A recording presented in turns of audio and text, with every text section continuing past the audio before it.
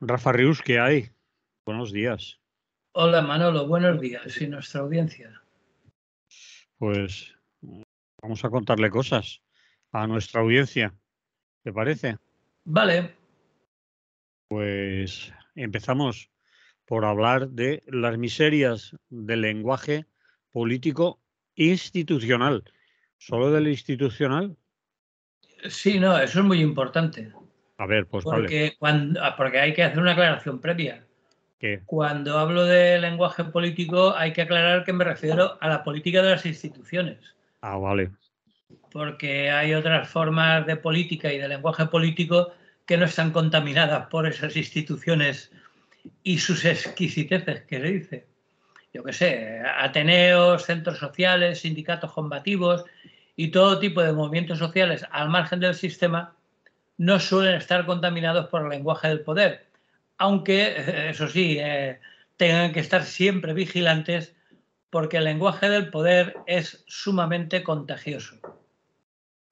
Entonces, bueno, pues si te parece, vamos a analizar algunas de las características que definen el lenguaje político del poder. ¿Te parece? Me parece, dale ya. Bueno, pues la primera sería que, en primer lugar, que los políticos de partido solo hablan de lo que les interesa a ellos o a su partido. Normalmente eso del interés general y el bien común y todas esas cosas suele ser pura retórica. En segundo lugar, si son preguntados por cualquier otra cuestión que no entra en el guión o que directamente les perjudica, sin ningún rubor cambian de tema o contestan lo que les parece, aunque no tengan nada que ver con lo que le han preguntado. Y en caso de apuro, se manejan muy bien con los tópicos y los lugares comunes, eso sí, con escaso contenido semántico. Es decir, lo que en lingüística se conoce como función fática. Es decir, hablar y no decir nada. Por entendernos y por poner un ejemplo, sería el clásico lenguaje de ascensor. ¿Y qué tal? ¿Cómo va? Mira, vamos tirando. ¿Hoy lloverá o qué? Pues no lo sé, porque últimamente la ola de calor tal y cual, ¿no? Estás, mientras dura el ascenso hasta el piso que vayas, has mantenido una serie de conversaciones banales y no has dicho absolutamente nada. Bueno, pues esa función fática del lenguaje, es decir, hablar, por entendernos, la practican bastante e incluso abusan de ella los políticos de las instituciones. Frecuentemente, otra cuestión es que frecuentemente utilizan de manera arbitraria y abusiva de la figura retórica del litote, que en alguna ocasión ya le hemos comentado aquí. Es decir, sugerir sin decir. Recientemente tenemos un buen ejemplo de ella. Por ejemplo, el señor Núñez Feijóo, la señora Cuca Gamarra, diciendo a los carteros que desoigan las órdenes de sus jefes, sugiriendo sin decirlo que eso es porque sus jefes son todos socialistas y van a cometer fraude electoral en el voto por correo. No lo dicen literalmente, evidentemente, pero lo dicen. Y lo dejan caer y bueno, y eso va calando. Y eso es un litote. Eso es un litote, sí, es decir, no lo han dicho, pero lo han dicho.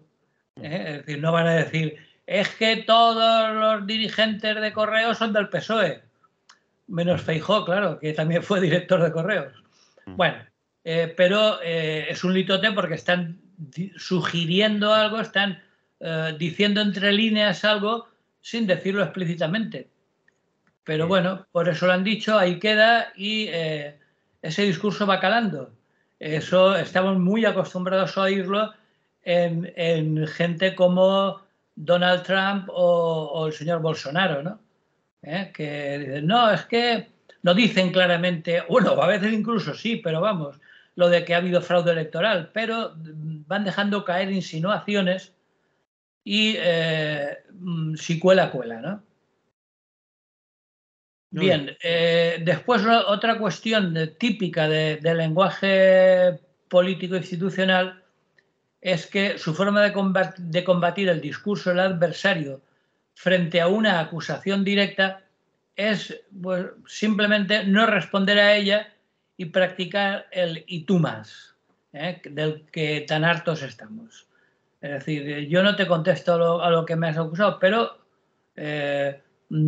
tú más que yo, lo cual implícitamente supone que aceptas el que tú también, pero bueno, eso es otra cuestión.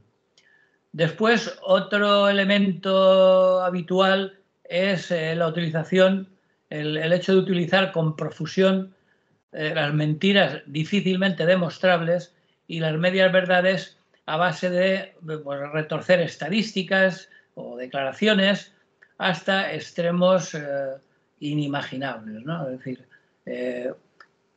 cogen cualquier dato, lo interpretan a su aire y a su favor y lo hacen pasar como una verdad incuestionable, ¿no? Otra cuestión que suele ser habitual en el lenguaje político es que practican sin ningún tipo de sonrojo el donde dije digo, digo Diego. Es decir, lo que demuestran las hemerotecas les trae sin cuidado. Lo que dije ayer lo niego mañana y no pasa nada, ni, por supuesto, influyen los votantes. Después, otra cuestión es que utilizan multitud de palabras cliché que son útiles en cualquier momento de su discurso porque sirven igual para un roto que para un descosido. Y, por el contrario, también existen palabras tabú, palabras que nunca oiremos en su boca referidas a ellos mismos. Por ejemplo, la palabra corrupción. Es decir, no es que lo nieguen, es que simplemente esa palabra no existe en su vocabulario. Cuando se refieren a ellos, claro, cuando se refieren al adversario, por supuesto que sí. Y por último, pero no menos importante, está el hecho de que suelen eludir siempre cualquier forma de autocrítica. Es decir, ellos explican todas sus bondades y sus maravillas, pero nunca hacen nada mal. Es decir, la autocrítica está totalmente ausente de su discurso.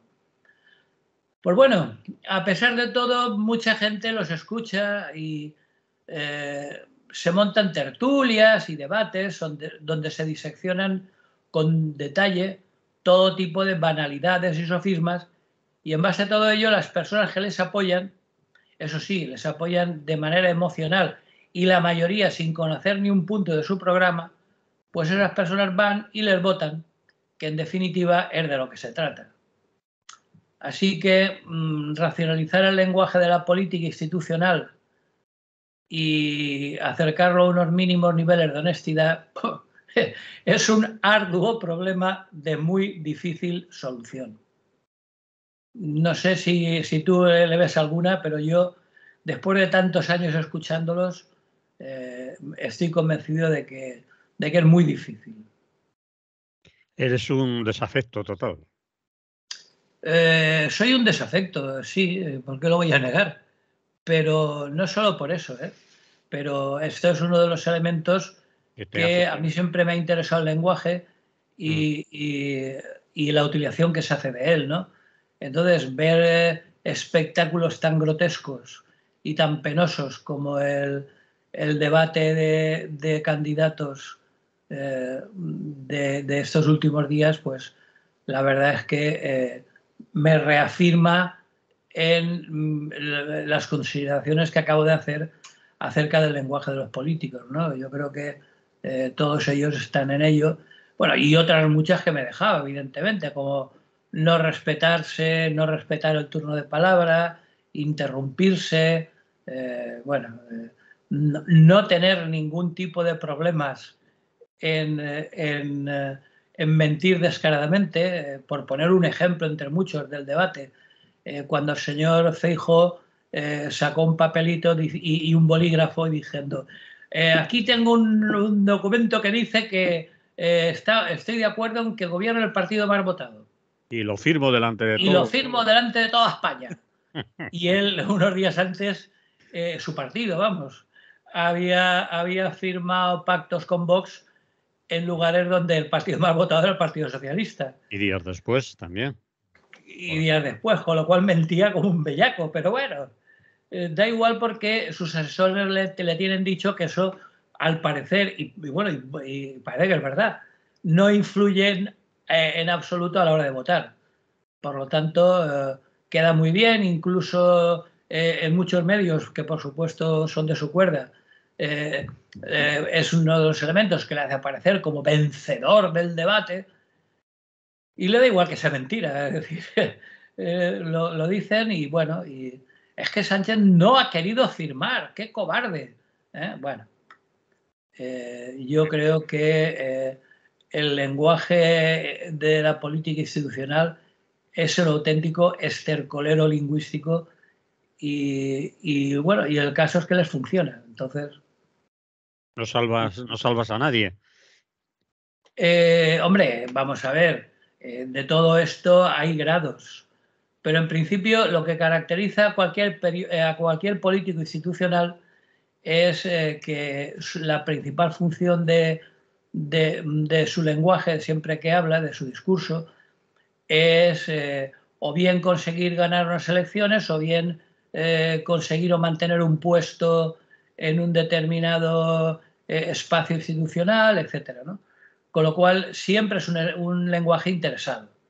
Es decir, nunca, como decía al principio, eso del interés general y el bien común y España no hay más que una y a ti te encontré en la calle, bueno, es pura retórica en el peor sentido de la palabra retórica, ¿no? Es decir, algo absolutamente, iba a decir vacío de contenido, ¿no? O sea, subliminalmente su intención es muy clara. Es decir, yo cuando alguien, por ejemplo, ha dimitido y a partir de ahí te cuenta una serie de cosas que antes no contaba, pues demuestra por un lado que mientras está en un cargo no lo hace. O bien por sí mismo, o bien por presiones de su partido, pues no lo hace. No sé, habría que ver, por ejemplo, si la señora Guardiola en Extremadura algún día dimite, que desde mi punto de vista debería de ser lo que honradamente debería haber hecho. Es decir, si yo tengo una convicción y mi partido no me la respeta, pues me voy a casa, que se está muy bien. Entonces, el caso es que no lo ha hecho, pero si en algún momento lo hace y explica las verdaderas razones de lo que había en la trastienda, de lo que ha sucedido en Extremadura, pues ahí sí que el lenguaje tendrá un mayor grado de sinceridad. Pero mientras estén en uso y disfrute de un puesto institucional, lo habitual es que el lenguaje sea como he dicho, desde mi punto de vista, evidentemente. Es decir, habrá gente que no estará de acuerdo, que seguirá pensando que hay políticos honrados, lo cual no lo niego, pero por lo general, por lo que se refiere al lenguaje, mi opinión es que suelen utilizar todo este tipo de triquiñuelas.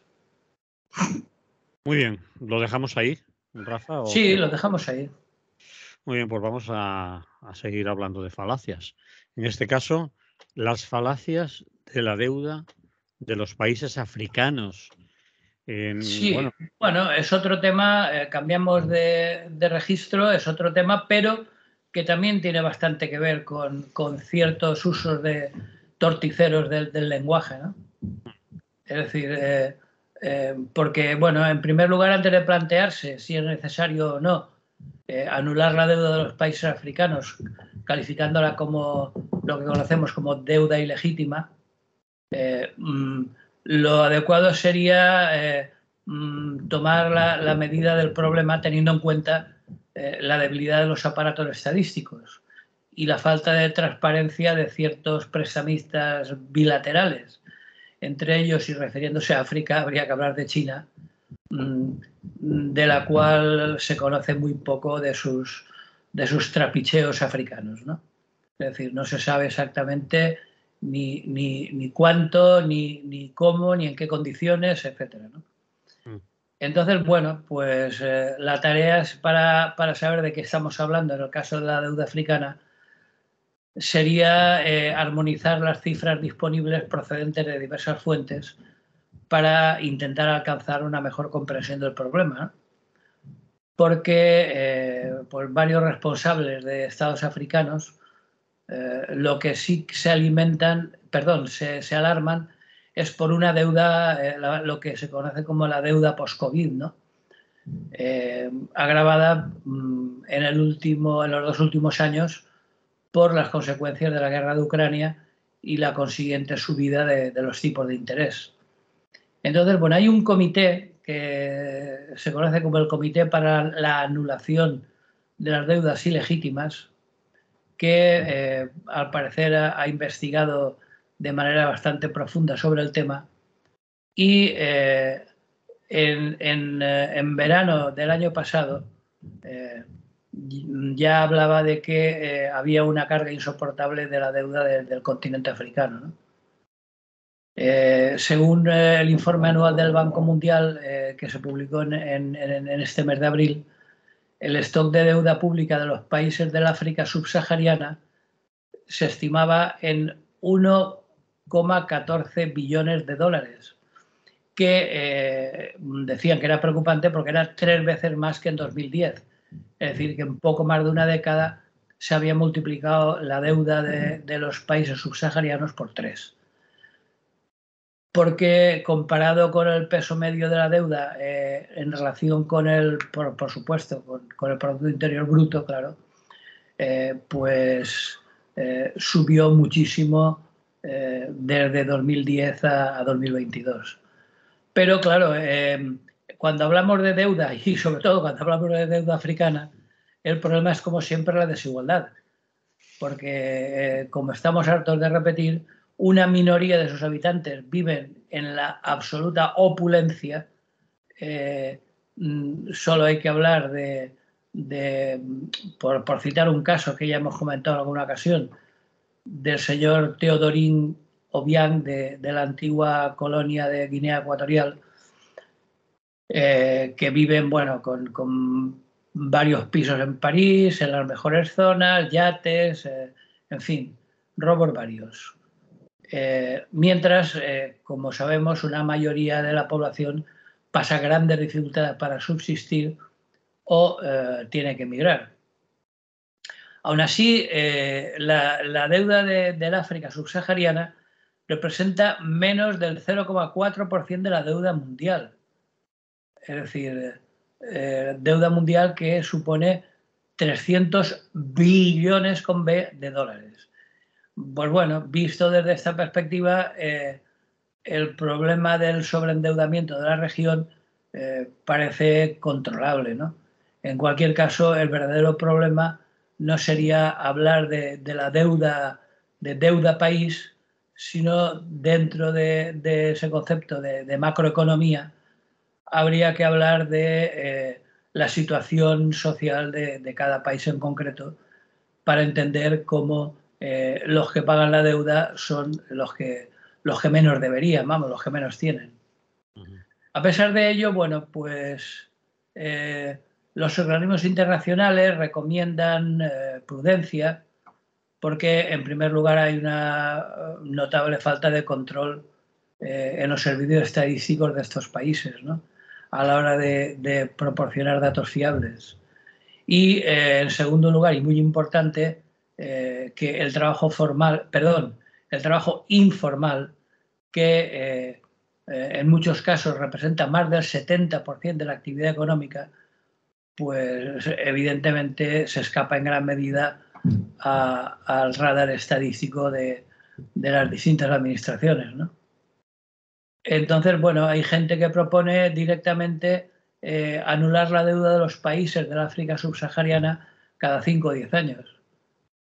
Y todo ello sin perder de vista eso que también hemos comentado en diversas ocasiones, de que en África, como decía la conocida película italiana, la China è vicina. Es decir, la influencia creciente en muchos sentidos de la economía china en África, pues hay que tenerlo en cuenta. Porque las críticas a China hay que escribirlas en un conflicto geopolítico más amplio, ¿no? De hecho, personas con mucha influencia en la zona, por su carácter de expotencia colonial como Francia, pues, por ejemplo, el presidente Macron declaró en una reunión del G5 sobre la zona del Sahel que, pues eso, que de nada servía reestructurar las deudas de África con Europa y Estados Unidos si va a ser para que se contraigan más deudas con China. Es decir, que lo que no quiere es perdonar las deudas francesas en África para que utilicen ese dinero de deuda ilegítima para contraer más deudas con China. Porque, evidentemente, y es comprensible, se le quedaría un poco de cara de tonto. Porque lo que sí que está claro es que es muy frecuente responsabilizar a China del peligroso aumento de la deuda africana, ¿no? Hay datos, algunos de Estados Unidos, hay un think tank de estos que llaman estos gabinetes de reflexión, en este caso el ultraliberal American Enterprise Institute, que sitúan los préstamos de Pekín al África subsahariana en cerca de 300.000 millones de dólares entre 2005 y 2018. Otras fuentes más discretas lo rebajan bastante y lo sitúan aproximadamente en la mitad, en unos 150 millones de dólares, lo cual, y dadas las características sociales de estos países, y dado que a pesar de que bastantes de ellos tienen ingentes recursos naturales, tanto fósiles con petróleo en el Golfo de Guinea, etcétera, como en el Sahel, minerales raros, uranio, oro, etcétera, pero no, como tantas veces hemos comentado también, no les sirve de mucho porque eso está en manos de cuatro caciques locales y de las empresas transnacionales que los explotan, ¿no? Así que, bueno, lo que sí que es evidente es que la incertidumbre en torno al monto de la deuda africana en manos de China, pues complica bastante el debate sobre la cancelación de la deuda, que es algo que sería absolutamente necesario, ¿no? Porque ¿qué es lo que se cancela realmente? ¿Y a quién se está pidiendo que haga borrón y cuenta nueva? No es de extrañar, por lo tanto, que, bueno, tanto el FMI como el Banco Mundial estén pidiendo para conceder nuevos préstamos la demostración de transparencia sobre la deuda con China, cosa que parece ser que va a estar bastante complicado. En cualquier caso, bueno, yo iría más por intentar otras cosas también muy difíciles en el caso del África subsahariana, además de, por supuesto, de la consideración de deuda ilegítima, que eso es, desde mi punto de vista estaría claro, que si hay una deuda ilegítima, esta es una de las zonas donde más claramente se podría considerar como ilegítima, ¿no? Pero luego hay medidas urgentes que se podrían adoptar ya, por ejemplo, impulsar la productividad agrícola con vistas a reducir las importaciones de alimentos, que se estima que suponen el 80% de toda la ayuda oficial para el desarrollo de la región, ¿no? Pero esto, el impulsar la productividad agrícola estaría directamente relacionado con una redistribución de la propiedad de estas explotaciones agrícolas para que realmente los que la cultiven sean sus verdaderos beneficiarios, ¿no? Y bueno, y sobre todo, otra cosa también muy complicada, que es luchar contra la corrupción de sus dirigentes y evitar las salidas ilícitas de capital que se calculan en cerca de 100.000 millones de dólares anuales. Es decir, hemos comentado el caso de Teodorín, pero como él hay bastantes dirigentes que se dedican a sacar de sus países ingentes cantidades de dinero y dejar la economía nacional por los suelos. Y bueno, y luego otras cuestiones colaterales, pero no menos importantes, como por ejemplo controlar el gasto militar, renegociar los contratos mineros con las distintas multinacionales de los países acreedores. En fin, hay cuestiones que serían urgentes, pero que resultan muy complicadas dentro de un contexto de neoliberalismo y de capitalismo extremo en el que el mercado es el que impone sus leyes, ¿no? Entonces, bueno, lo que está claro es que, aparte de la cancelación de la deuda, habría que implementar nuevas vías para explorar en la lucha contra el neocolonialismo, que en el fondo de la cuestión es la verdadera lacra de los países africanos, ¿no? Muy bien. No sé si se puede hacer un resumen de todo lo que has contado, pero si te han seguido atentamente, se ha entendido bastante bien, ¿no? Porque es un tema tanto complicado, enrevesado, difícil, y que no estamos acostumbrados a hablar de él, además, ¿no?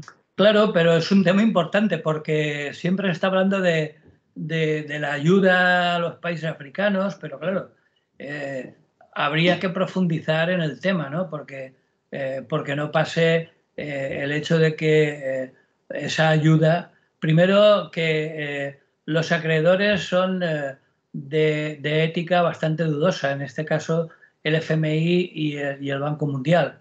Después que está por medio China, que tampoco es un ejemplo de transparencia y que practica el conocido do-des, ¿no? Es decir, si te doy es para que me des.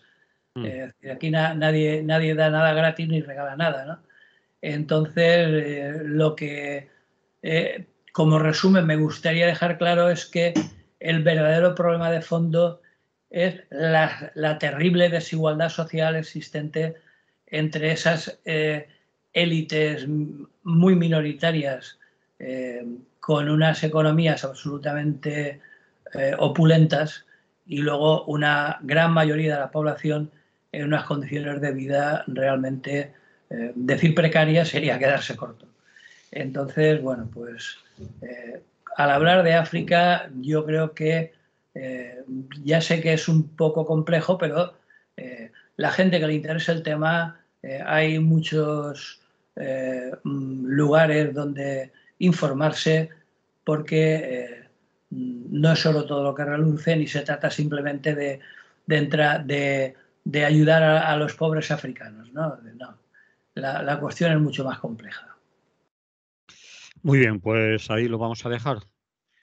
Vamos a irnos a otras cosas que en principio parecen más breves, pero ya veremos. La otra cara del milagro ultraliberal coreano, ni más ni menos, de Sí, África a Corea. Vamos a ver. nos damos un buen salto en el mapa mundi y Mm, nos vamos al sureste asiático. Nos vamos a Corea. En Corea, que bueno, de Corea conocemos sus automóviles, la tecnología punta, hits musicales que se tararean en todos los continentes, series televisivas de éxito, un marcas de cine... televisiones, ¿Eh? marcas de televisiones, de electrodomésticos y todo Sí, esto. sí, sí, sí. Ujú, Un cine que en algunos casos es muy bueno, mundialmente reconocido. mm, Y con todo lo cual, Corea del Sur, que evidentemente no hay que decir que estamos hablando de Corea del Sur, ¿eh? obviamente. Bueno, pues goza de una imagen especialmente positiva, como si en muchos aspectos, dentro de un contexto capitalista, Corea del Sur mostrara el camino al resto del mundo, ¿no? ¡Oh, qué maravilla! Y cómo producen y cómo, bueno, tal. Parece que es una especie de paraíso ultraliberal, ¿no? Pues bien, como tantas veces ocurre, descubrir la realidad de las condiciones de vida de la población nos llevaría a esperar que a nadie se le ocurra imitarlos, por lo menos desde un punto de vista de los trabajadores, vamos. Es decir, y claro, en Corea la respuesta obvia está clara, que si algún inconformista pone en duda las virtudes de la democracia liberal coreana, pues bueno, pues bastaría con responder, si no te gusta esto, vete a Corea del Norte. Mm. Y que eso parece casi un chiste, ¿no? Claro, evidentemente.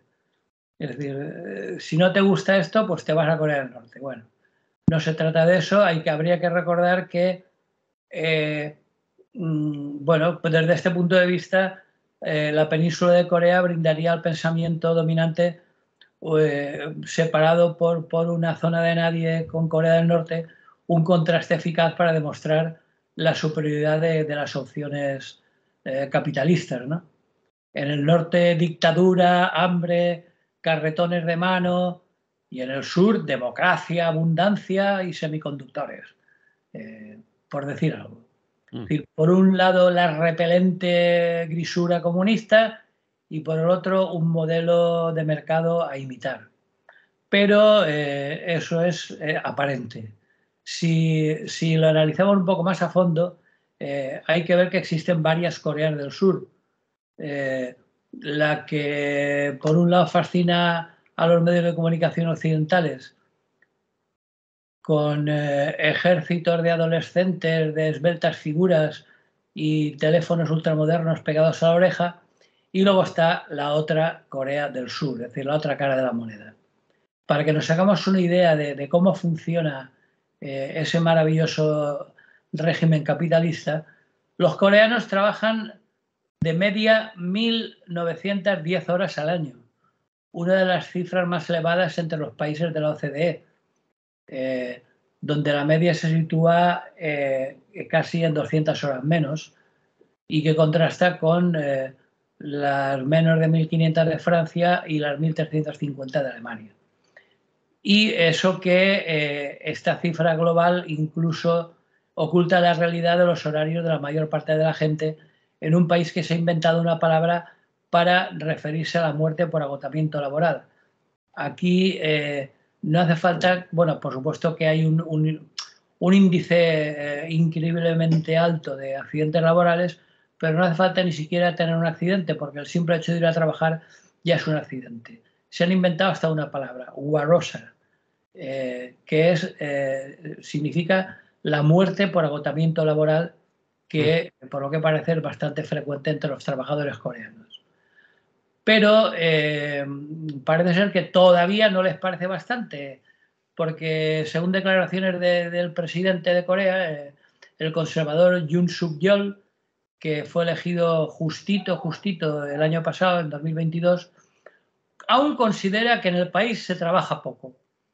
Quiere ampliar el horario laboral a, agárrate, 69 horas por semana, en lugar de las 52 actuales. Es decir, que lo de las 40 horas semanales, eso aquí, vamos, ni se comenta. Llegó a declarar el señor presidente que los empleados deberían poder trabajar 120 horas por semana y luego descansar lo que puedan. Eso lo declaró en su campaña presidencial del año pasado.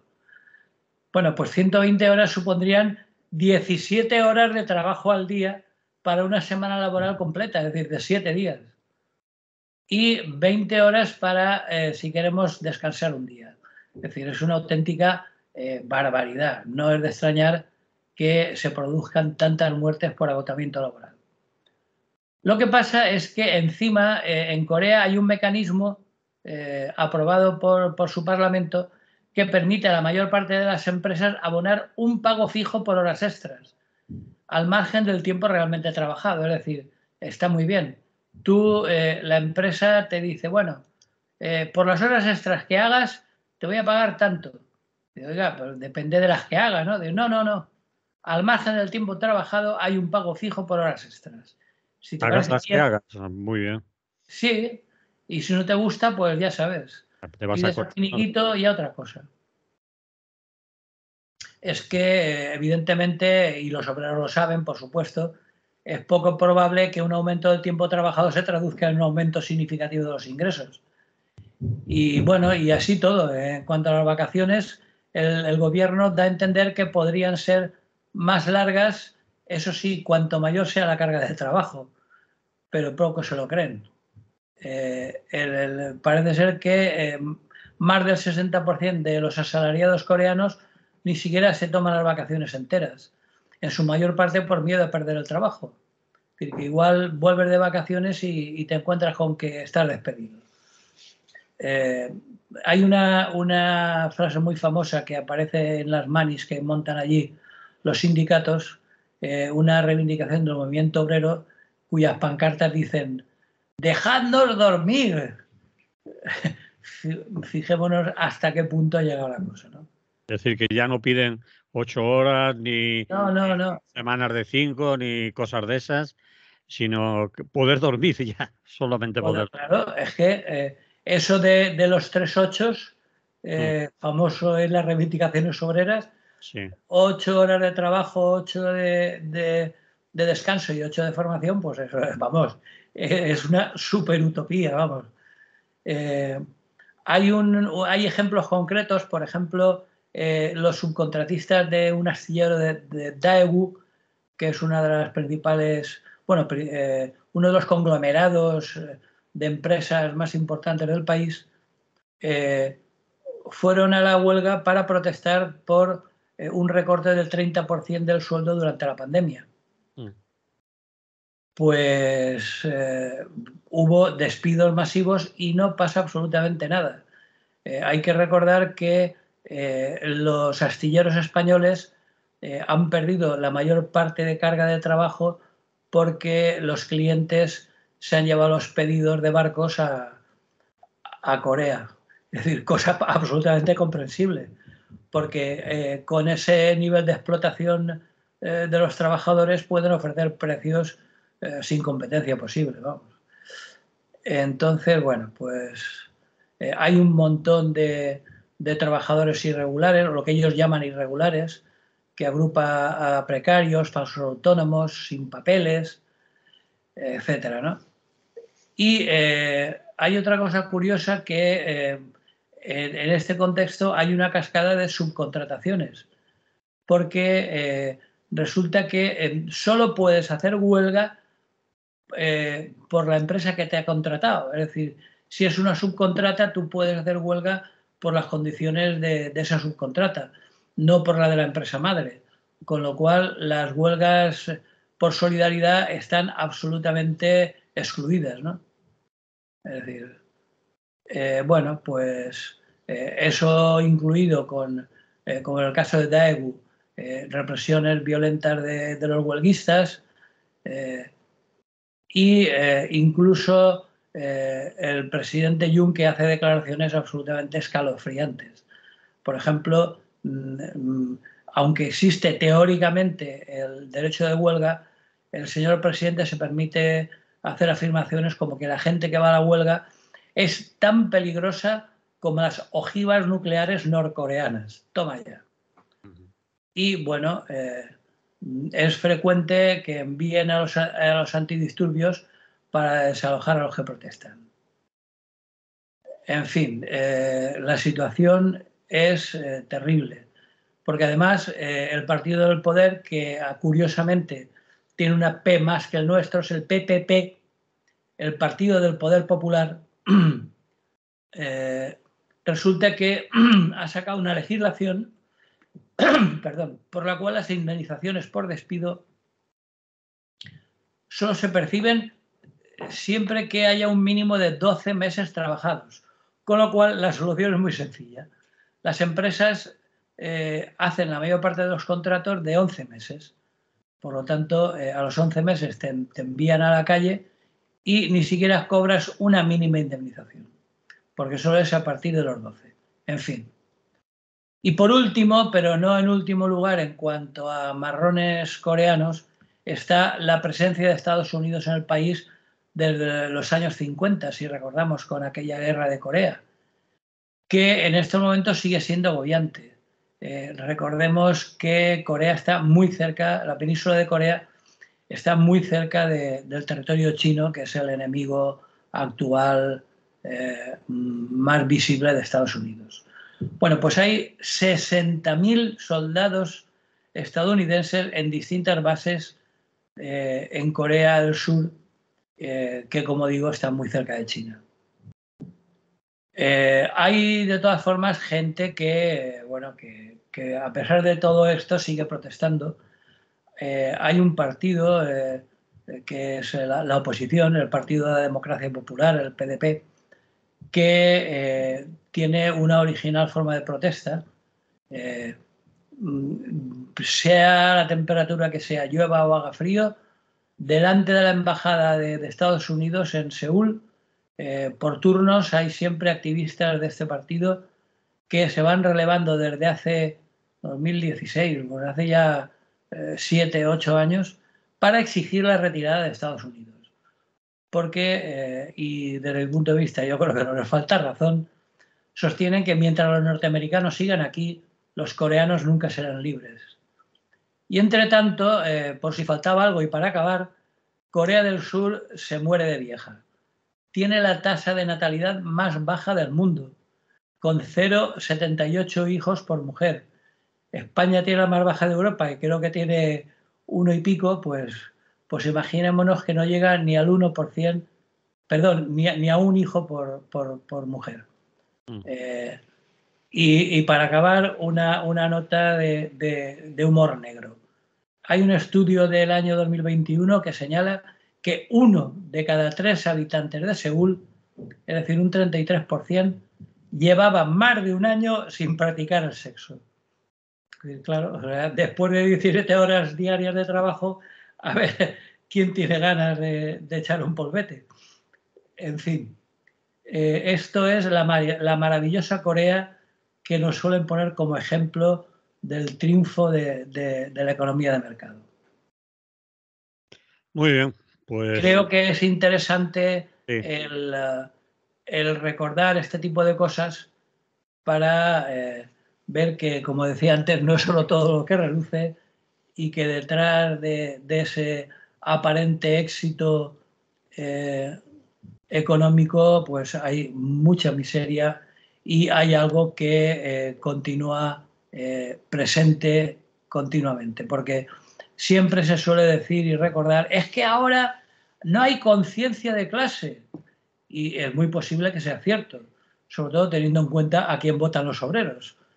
Pero lo que sí que es evidente es que haya o no haya conciencia de clase, lo que sí que sigue habiendo cada vez más y de manera más sofisticada es la explotación laboral. Y por lo tanto, la lucha sigue siendo prioritaria. Muy bien, lo dejamos ahí. Vale. Volvemos para el otro lado. Nos vamos al Cairo. Sí, hoy estamos bastante saltarines, vamos dando saltos de un sitio a otro. El Cairo, ciudad dividida. ¿Por qué lo dices? Pues porque está dividida, es decir, Bueno, pero para los que tengáis algo de pasta y estéis pensando en viajar a Egipto, sería bueno que tuviéramos en cuenta lo que en nuestros días está ocurriendo en su capital, en el Cairo. El Cairo, como sabemos, es una ciudad milenaria, es decir, parece que fue fundada por los romanos, está al sur del delta del Nilo y muy cerca de los yacimientos arqueológicos faraónicos, ¿no? De la Esfinge de Gizeh, las pirámides, etc. Bueno, pues el Cairo tiene 16 millones de habitantes y es el área metropolitana más poblada de todo el continente africano. Y bueno, en una ciudad tan grande, pues evidentemente hay muchos Cairos. Pero resumiendo, hay dos. El Cairo de los ricos y el de los pobres. Desde la llegada al poder de ese general con ese apellido tan gracioso de al-Sisi, que no es Sisi emperatriz ni ninguna princesa centroeuropea, pues subió al poder en 2013 y desde entonces Egipto ha experimentado un claro retroceso en materia de libertades y de respeto a los derechos humanos. Y bueno, como curiosidad, esta especie de resurgir del autoritarismo va acompañado de una obsesión, y aquí habría que hablar de eso, de obsesión por el control del espacio público. Es decir, al tiempo que aumenta la segregación entre las clases populares y las capas acomodadas, pues esta segregación cada vez se hace más evidente.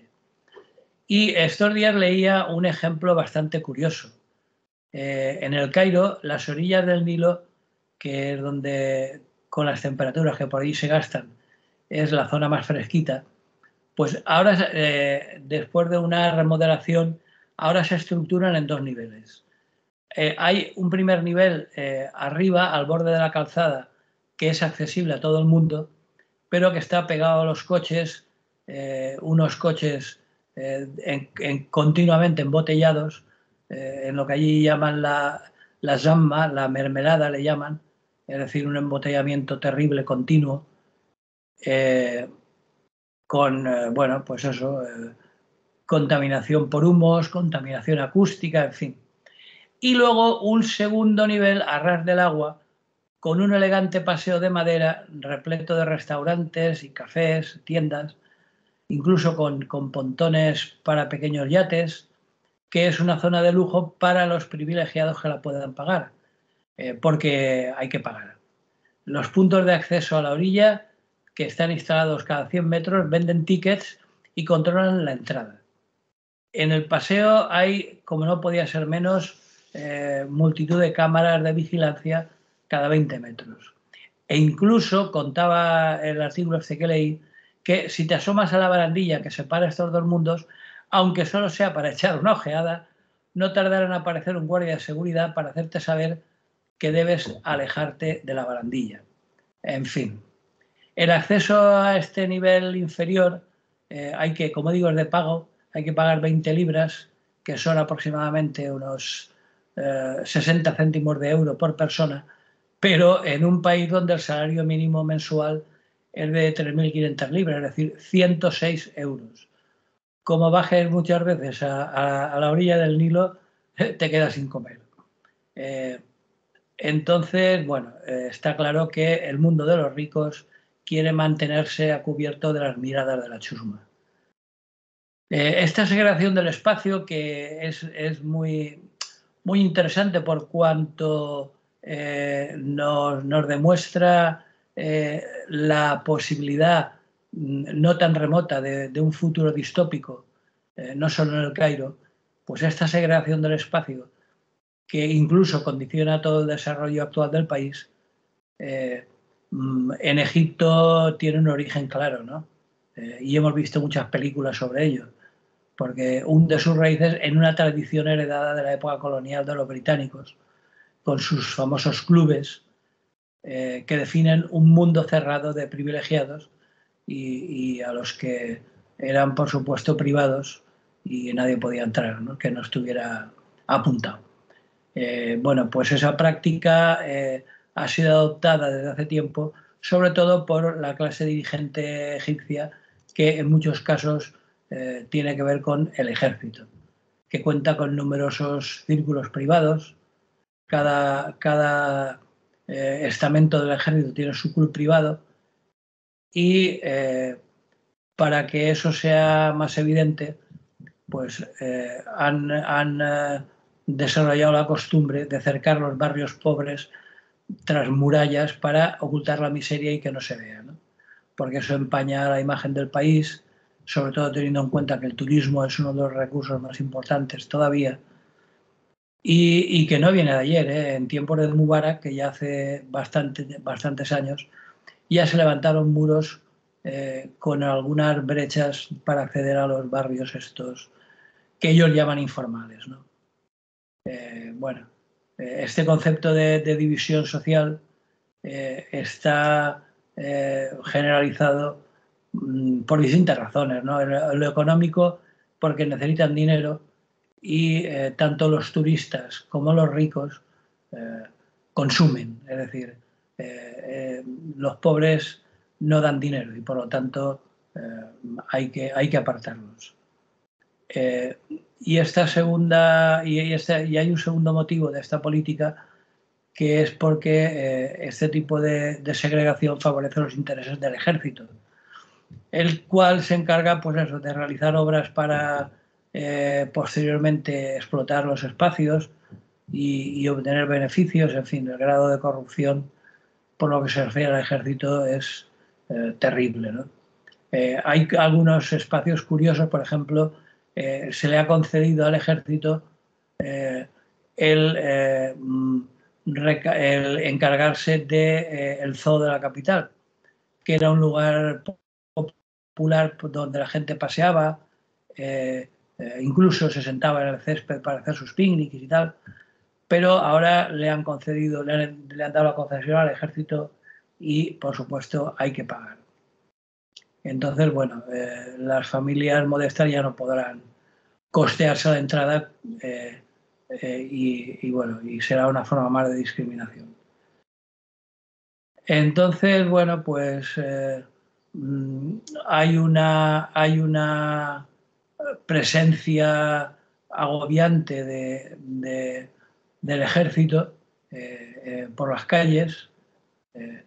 Y para acabar, hay una cuestión muy curiosa que tiene que ver con las manifestaciones populares que hace 10 años se produjeron en una plaza que se llegó a hacer famosa,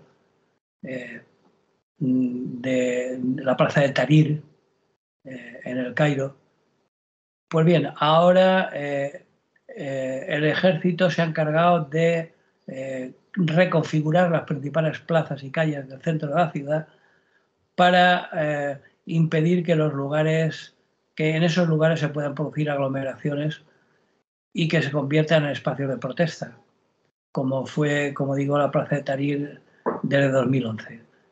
Entonces, bueno, la población tomó las calles, pues bueno, entonces la cuestión está clara. Si la población tomó las plazas y las calles, pues se suprimen y ya está. Para los ricos, las urbanizaciones con seguridad privada de la periferia cairota, donde por supuesto todos los desplazamientos solo pueden hacerse en coche, y para los pobres, pues los suburbios muy alejados, que teóricamente están pensados para descongestionar el centro de la ciudad, pero que en realidad están edificados sobre terrenos abandonados, con enormes bloques de viviendas de hormigón y que se dedican a tostarse a pleno sol. En fin, la situación es muy clara. A medida que la gente se canse, destinará su tiempo libre cada vez más, pues eso, a quedarse en casa y ver la tele, porque si no pueden, si las calles para manifestarse están cortadas y ocupadas, pues bueno, que dediquen su tiempo libre a ver la televisión, que por supuesto está controlada en gran medida por el Estado, o a viajar por las redes sociales no menos controladas por el Estado. La consigna está clara cuál es, como en tantos otros lugares, pero de manera mucho más explícita. La consigna sería: quédate en casa, que ahí estás bien.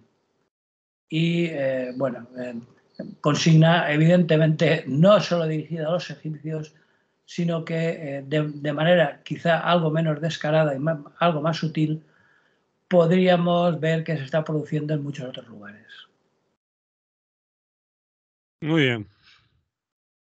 Pues hoy hemos viajado por Por todo el mundo mundial. África, Corea, Egipto. Pero es que, Manolo, yo creo que hay situaciones que, como también hemos recordado en ocasiones, no existen para nuestros queridos medios de comunicación oficiales, pero que son muy importantes, no solo para la gente que vive en ellos, sino como referentes por aquello de que cuando las barbas de tu vecino veas pelar, ponga las tuyas a remojar, ¿no? Es decir, estas situaciones terribles que se dan en algunos lugares, pues no sé descartar que en algún momento eso que llaman la civilizada Europa, pues acaben llegando, ¿no? Bien, pues lo vamos a dejar aquí, ¿te parece? Me parece perfecto. La semana que viene, que ya estaremos más cerca De del, las vacaciones. y del día D. Bueno, y del día de, yo a mí, como tú sabes, Manolo, el día de, que estoy tan harto de días de desde hace casi 50 años, con la famosa consigna de que es que hasta ahora no, pero la próxima, esta sí que va de verdad. esta sí que tal. Y otra vez. Y pasan 4 años y te vuelven a vender la burra. Que sí, que es olvídate del pasado. La próxima es la buena. Y te vuelven a dejar en cuadro. Bueno, pues esperaremos este nuevo día de totalmente ilusionados, totalmente respetuosos de la gente que vaya a votar, por supuesto, es decir, porque estoy harto de recibir todo tipo de mensajes. El último han hecho una convocatoria muy amplia de fuerzas marginales de la ciudad de Valencia para una reunión en la que, con la excusa de que hay que parar a la derecha, lo que realmente están pidiendo es que votes a la izquierda, o lo que ellos llaman izquierda, pues me parece muy bien. Yo los aplaudo. A mí la fe es algo que, como yo nunca la he tenido, pues es algo que me parece muy, muy, muy encomiable. Pero yo personalmente, en persona, que decía aquel, permaneceré, como decíamos en un panfleto del Ateneo al margen, permaneceré abstento al espectáculo. Muy bien, Rafa, pues hasta la semana que viene. Que vaya bien, pórtate bien. No Yo siempre me porto bien, Manolo. Sabes que salgas al sol que calienta. eso. Eso es, por la sombra. Bueno, yo de momento me voy a mi Ateneo a hacer mis cosas y a seguir luchando, porque el hecho de no votar no significa quedarse en el sofá de la tele. Muy bien. Ya lo sabía, pero está bien que lo hayas dicho. Molt bé. Vale, Rafa, que vaya bien. Salud. Hasta luego, salud y un abrazo.